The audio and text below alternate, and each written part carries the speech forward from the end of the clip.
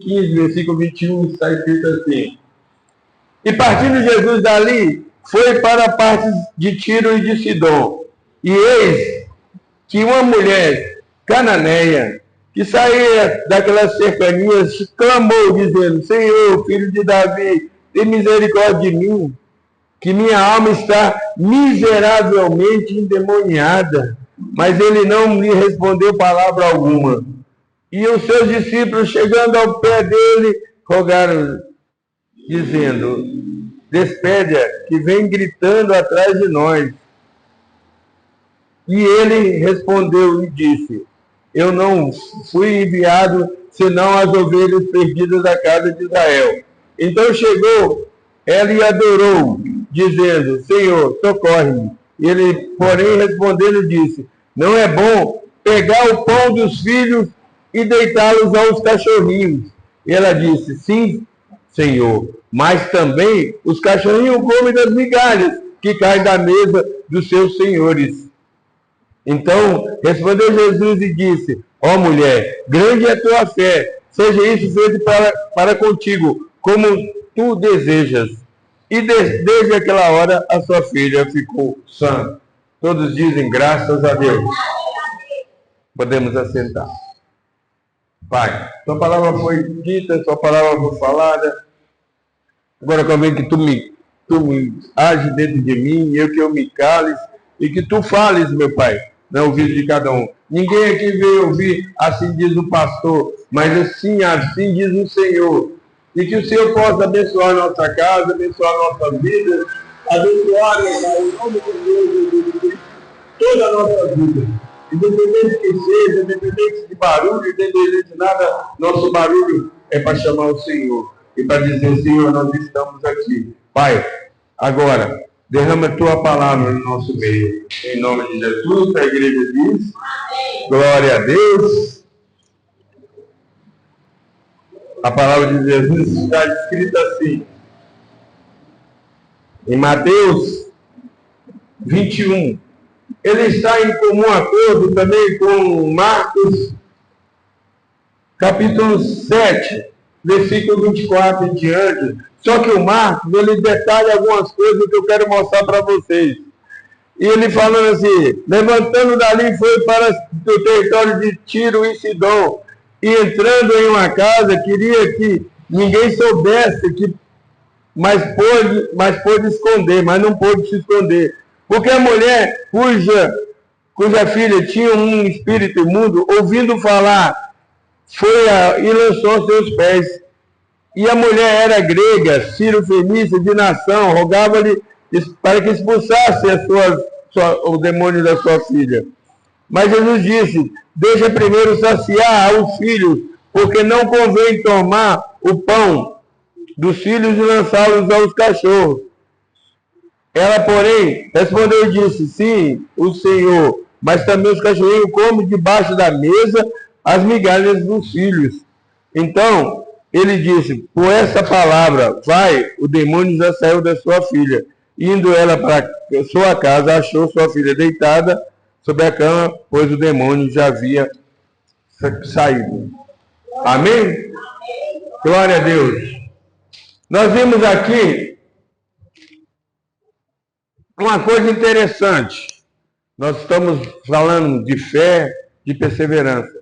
Mas aqui nós vemos, para entender o contexto dessas coisas, a gente tem que entender que no capítulo 14 de Mateus, fala que Jesus, ele estava já no seu ministério, mas João Batista não havia ido ainda. Jesus ainda não estava com o seu ministério completo.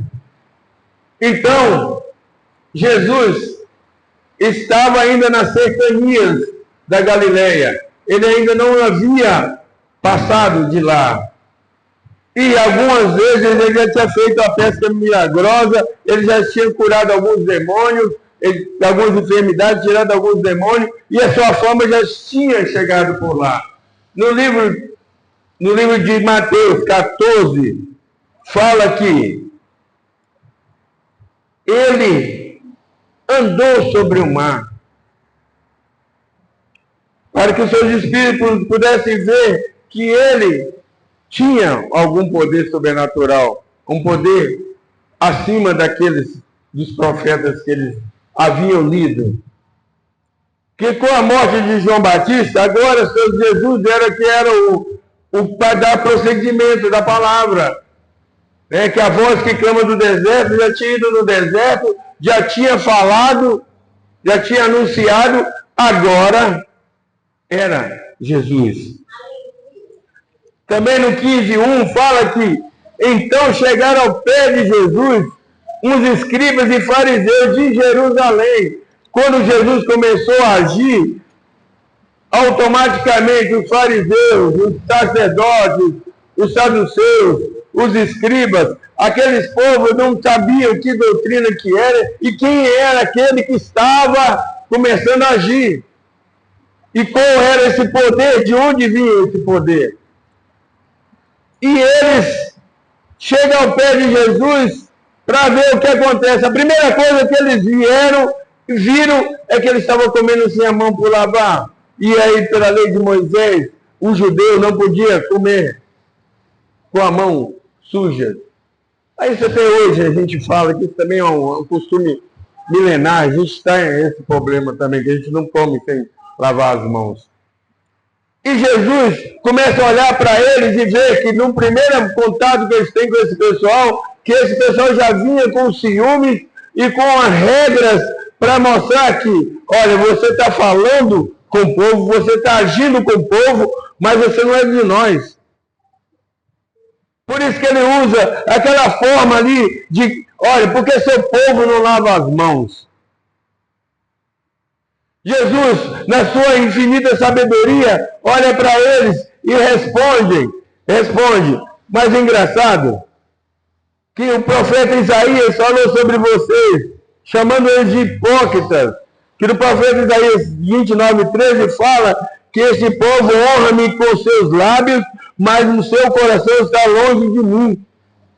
Mas em vão me adoram, ensinando doutrinas que são preceitos de homens. Aí Jesus já está falando, essa doutrina que você está me mostrando não é de Deus, é de vocês.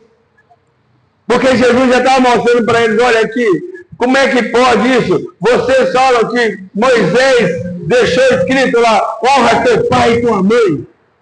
Mas vocês falam que se for oferta, aí não precisa honrar, e está quebrando assim uma ordem do Senhor. Jesus já mostra para eles que agora há uma disparidade, ou seu ensinamento, ou o ensinamento de Deus.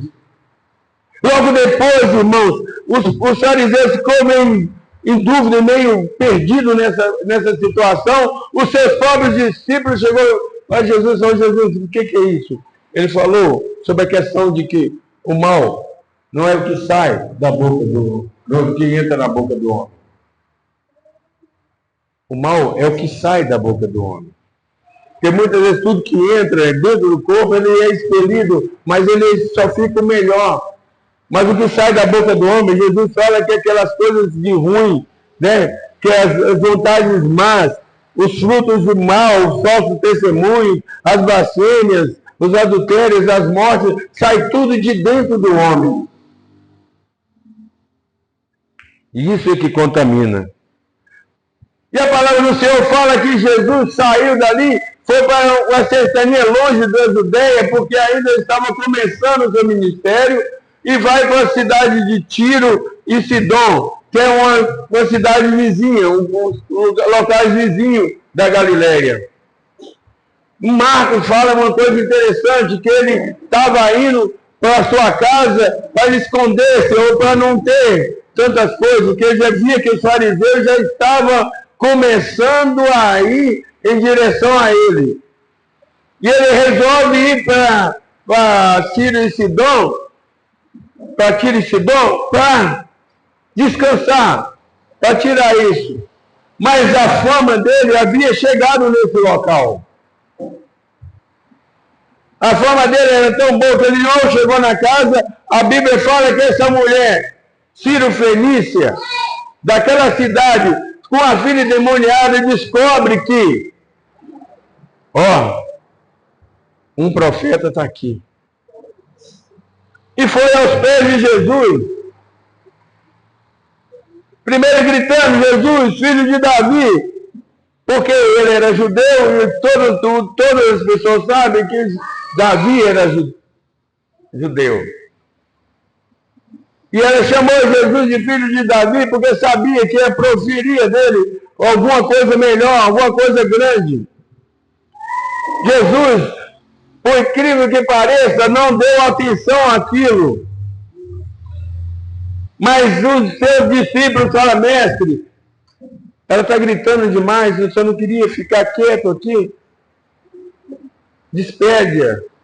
Quando Jesus dá sinal para ela ir, ela já cai de joelho no pé. E Jesus, muitos falam, disse uma coisa mal criada que ele fala, eu não fui enviado senão as ovelhas perdidas de Israel. Ou não é bom pegar dos pais dos filhos e deitá-los ao cachorrinho. E Marcos tem uma versão, a parte melhor que eu falo. Deixar primeiro saciar os filhos, porque não convém tomar o pão dos filhos e lançá-lo aos cachorrinhos. Aqui há uma confusão de mente, a pessoa fala assim, pô, mas a mulher foi atrás de Jesus, ele joelhou para Jesus, por que Jesus foi mal criado? Porque Jesus estava no princípio do ministério e falar, tirar do pão, ele é o pão da vida, pô, vou tirar de mim e dar para vocês, não é tempo ainda. Não é bom de alimentar. Primeiro eu vim para a casa de Israel. Ele desceu para a casa de Israel para se cumprir a palavra. Mas essa mulher, no seu desespero e na sua perseverança, fala assim, mas também a gente pega das migalhas. Aqui eu quero que vocês prestem atenção, porque aqui Jesus está ali discutindo com os fariseus sobre as questões de que, olha, eu vim para vocês ainda não estão preparados para mim, estou agora num campo, longe da discussão dos fariseus, e agora chega essa mulher e ele fala, não, primeiro o pão da vida tem que ser derramado em cima dos filhos de Israel. Mas essa mulher fala assim das migalhas, é porque eles escutam. Olha, nós escutamos o Senhor. E eu creio no que eu escutei. A migalha que ela falou foi essa. Eu que escutei e creio que o Senhor tem poder.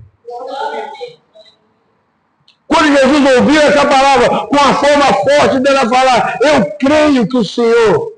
Porque quando ela falou que os cachorrinhos comem também debaixo da mesa das migalhas, é porque você, olha, nós somos o resto. Mas Jesus não veio para separar. Ele veio para unir. Não era tempo ainda de começar os gentios, porque os gentios iam começar nos Atos dos Apóstolos. Por isso, esse era um momento totalmente fora do contexto, na mente e no ministério de Jesus. Mas aquela mulher, ela conseguiu antecipar uma coisa que ninguém entendia, mas ela conseguiu antecipar a sua bênção. Ela conseguiu entender que, olha, mesmo você sendo judeu, mesmo que a gente não comunga um com o outro, porque seu povo nos chama de cães. Mas eu tenho uma crença e acredito no Senhor. Essa mulher conseguiu colocar na mente de Jesus uma coisa que talvez ele não tinha já percebido. Peraí, mas se ela quer, se ela tem essa fé, tem que abençoar. Agora nós vemos que Jesus agora abençoou essa mulher. O que nós vamos pegar desse versículo? O que nós vamos entender desse versículo que eu li? Nós vamos entender de que Jesus, ele é tanto para o judeu, quanto para a gente. Jesus, ele é para todos. Jesus, ele sempre vai ser para todos. Irmãos, eu não estou falando de judeus, eu não estou falando de gentios, eu estou falando de povo da igreja e todos que estão fora. Jesus é o mesmo para a gente, é o mesmo para eles. O que a gente precisa entender é como Jesus fez, aprendeu a ouvir, ouvindo que aquela mulher tinha necessidade e ouvindo a necessidade. Muitas pessoas estão aí fora precisando da necessidade, precisando da necessidade da misericórdia de Cristo, mas nós não estamos falando assim, olha, Jesus vai te abençoar, conheça Jesus. Porque nós estamos mais voltados como um povo fariseu, como um povo saduceu, voltados à nossa, como a irmã Maria de Lourdes falou aqui agora, como voltados às suas tradições, do seu jeito, das suas formas, esquecendo da palavra de Deus, da própria palavra, onde tem a revelação de Deus, onde Deus está dizendo, olha, eu estou aqui em cada verso, em cada versículo, te ensinando. O que acontece aqui é que nós não entendemos as coisas que tem lá de fora, mas nós precisamos entender de que as pessoas precisam da gente. Os discípulos, eles entenderam que era melhor dispensar aquela mulher. Olha, deixa essa mulher. Mas depois eles entenderam que não é dispensar aquela mulher, é que ela também era necessária de uma bênção. Que depois que ela foi abençoada, todos eles, até mesmo Mateus, que foi um dos discípulos dele, entendeu que aquilo era uma bênção, que era uma bênção de Deus para uma pessoa que não era judeu. O que a gente precisa entender também nesse versículo é que não adianta, como a irmã falou, muitas vezes tem um tempo do Senhor, muitas vezes você está ajoelhado, muitas vezes você está dentro da sua casa, muitas vezes você está pedindo a Deus e não tem resposta, não vê resposta, não vê nada, mas você continua falando com Deus, continua falando com Deus, persevera. Essa mulher, na minha primeira negativa, ela não saiu, ela não foi embora. Mas muito pelo contrário, ela virou para Jesus e fez mais uma súplica. O que a gente precisa entender, que para a gente ter fé, a gente precisa ter perseverança. Sem perseverança, a gente não vence. Porque a fé é uma coisa que você não está vendo. A irmã Maria de Lourdes testemunhou aqui sobre a enfermidade dela. Mas se ela não tivesse visto, mas se ela tivesse a fé, que ela estava tendo fé de resolver, as coisas não iam ser resolvidas, porque ela perseverou na fé. Perseverar na fé é a gente não desistir. Perseverar na fé é a gente continuar batendo na mesma tecla, mesmo que, como a parábola do juiz iníquo que Jesus contou para o povo de Israel, que é uma mulher que precisava resolver a coisa, foi no juiz iníquo, e ele chegava no juiz e falava, resolva o meu caso, até que o juiz virou para ele e falou, vamos livrar dessa mulher. Mas é claro que aqui era um contrário, ali Jesus estava mostrando sobre a perseverança, aqui eu estou falando sobre a perseverança. Essa mulher, é engraçado, que ela tem dois sentidos, ela foi igual ao centurião de Cafarnaum, de Mateus 8, que o centurião mandou as pessoas ir, não deixou Jesus entrar, mas tinha fé que pela voz de Jesus, o servo ia ser curado. Ele tinha essa fé e perseverou nessa fé, mandando os outros a falar com ele, para pelo menos abrir a boca e falar. Nós também vemos aqui que ele tem alguma coisa também com o cego Bartimeu, não tanto por ouvir falar chamar de filho de Davi, mas por persistir em Marcos 10. Ele persistiu. A perseverança é a arma para que a fé seja completa. Você tem fé no coração, mas você precisa persistir com essa fé. Você não pode largar ela. Você tem que ser igual essa mulher do fluxo da Sírio-Fenícia, Cananeia, como queira. Ou a mulher dos frutos de sangue, que persistiu, mesmo estando ali, no meio de uma multidão, mesmo que seja impossível dela ser a mulher para chegar perto de um mestre, que era meio meio fora de mão para a cultura daquela época, para a tradição daquela época. Mas ela foi e tocou na orla. A perseverança é isso. Nós precisamos entender que nós temos que ter fé. E nós temos que perseverar nessa fé. Insistir com ousadia, como a mulher cananeia. Ela foi ousada em falar. Mas também os cachorros comem das migalhas. Ela retrucou ao mestre para mostrar para o mestre que, olha, aqui tem uma pessoa que tem fé. Eu estou perseverando em fé. Então, o que a gente vê nesse versículo, nessas passagens aqui, é que o Senhor, Ele é sensível ao sofrimento alheio. O Senhor é sensível. Mesmo se a gente tem direitos adquiridos como cristão, mas Ele é sensível também a quem lá fora tem fé.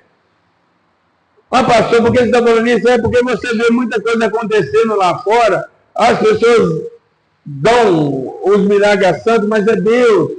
Por que Deus faz isso? Porque Deus tem dentro dele essa vontade de sempre ajudar as pessoas. Ele é sensível. Essa mulher nos mostra nessa caminhada de que a gente precisa, sim, ser persistente. A gente precisa não deixar que as coisas aconteçam e nos esmoreçam. Não dar um passo atrás, não voltar. Se aquela mulher voltasse para trás, se aquela mulher desse passos atrás, ela não receberia a bênção. Se aquela mulher deixasse de tudo de lado do que estava acontecendo e voltasse para trás, ela não receberia a bênção. Mas a perseverança dela fez abrir os olhos de Jesus sobre, olha, não é meu momento. Eu vim para o povo, mas pela tua fé você é salva. Pela sua fé, a tua filha está curada. O que a gente não pode deixar é que Jesus saia do nosso meio, saia do nosso coração, saia das nossas vidas. Nós precisamos ter fé e fé para mover uma montanha e jogar no mar. Irmão, isso não é um ato físico, isso é um ato de crença, de você falar assim, eu creio que aquele monte vai, ele vai. Muitas vezes as pessoas falam assim, eu tenho fé. Aí falam assim, eu tenho fé que essa cadeira aqui vai sentar uma pessoa. Aí dá uns 2 minutos, 5 minutos, 10 minutos, a fé dele já vai embora. Mas o fé de persistente, eu tenho fé, mesmo que hoje não sente, mesmo que amanhã não sente, mesmo que daqui a 100 dias não sente, mas uma pessoa vai sentar nessa cadeira. Porque assim é a fé persistente. Porque a pessoa, quando ele persiste, ele sabe que quando acontece, é o momento de Deus, não do que ele orou.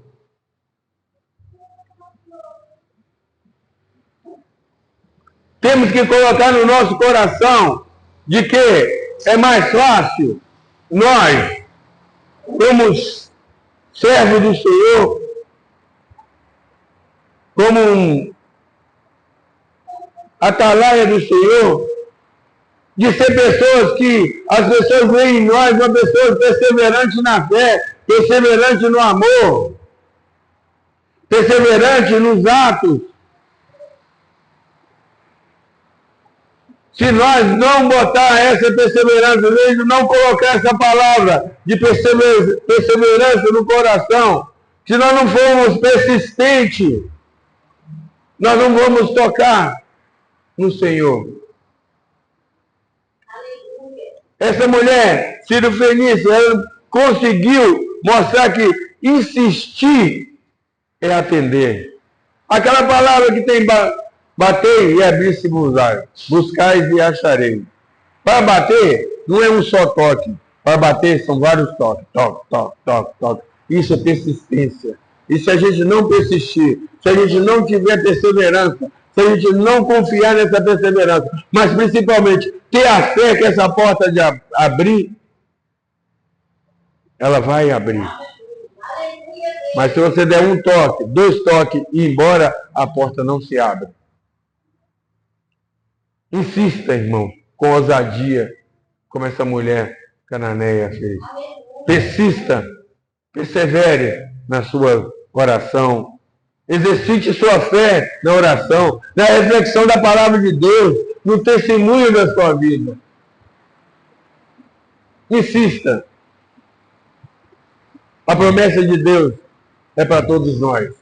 Não foi só para o povo de Israel. Aquela mulher mostra que a promessa de Deus é para todos. Não é só para um grupo. Mas todos nós temos hoje do Senhor as bênçãos guardadas.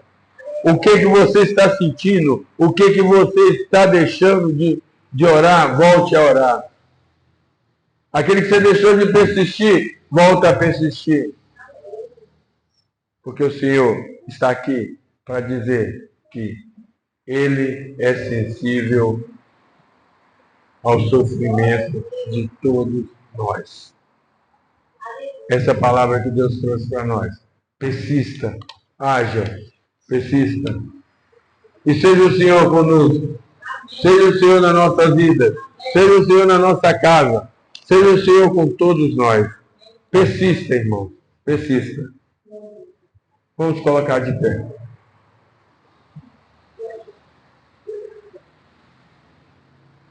Vamos colocar de pé. Coloque a mão no seu coração.